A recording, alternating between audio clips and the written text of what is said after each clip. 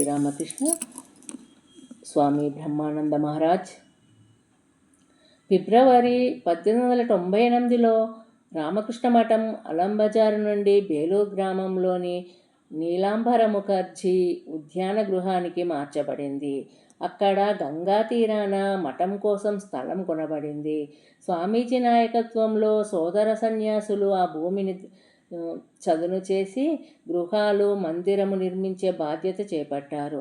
December 9, 1898లో స్వామీజీ శ్రీరామకృష్ణుల అస్థికలను బేలూరు మఠ గర్భమందిరాన ప్రతిష్ఠ చేశారు. బ్రహ్మానంద స్వామి జమా ఖర్చులు చూడటము, పశువులశాల నిర్వహణ, మఠ కార్యక్రమాలు నిర్వహణ చేసుకుంటూ కొత్తగా చేరిన బ్రహ్మచారులకు ఆధ్యాత్మిక ఉపదేశాలు ఇచ్చేవారు. మీరెప్పుడు ప్రసంగాలు ఇవ్వవలసి వస్తే సాధ్యమైనంత వరకు శ్రీరామకృష్ణుల బోధలనే ఉపయోగించండి. శ్రీరామకృష్ణుల బోధల ద్వారానే శాస్త్ర ఇతిహాసాలు నిజభావము సరిగ్గా సులభంగా అర్థమవుతుంది అని బ్రహ్మానంద స్వామి ఇతర స్వాములకు చెప్పేవారు. హృదయాంతరాళంలో ఏ విధమైన కాపట్యము ఉండరాదనేది అనేవారు గురువులు. ఏ విధమైన కాపట్యము ఉండరాదనేవారు గురుదేవులు.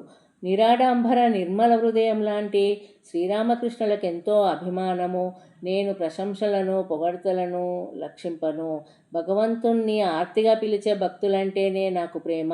హృదయపూర్వకంగా భగవంతుని ప్రార్థిస్తే మనస్సులోని కల్మషాలన్నీ మాయమైపోతాయి అని గురుదేవులు అనేవారు. ఒక్కసారి ఒక విదేశీయుడు స్వామీజీ వద్దకు కొన్ని ఆధ్యాత్మిక ప్రశ్నలకు సమాధానం కోసం వచ్చారు. స్వామీజీ అతన్ని బ్రహ్మానంద స్వామి వద్దకు పంపుతూ, అక్కడ ఒక పెద్ద శక్తి కేంద్రం ఉన్నది, మేమంతా అతని క్రిందనే పనిచేస్తున్నాము అన్నారు. ఒక్కొక్కసారి స్వామీజీ తన శిష్యుడు శరత్చంద్ర చక్రవర్తితో రాకాల్కి గల ఆధ్యాత్మికత నాకు కూడా లేదు. మా మఠానికున్న రత్నము అతనే మా రాజు అన్నారు. జై శ్రీరామకృష్ణ.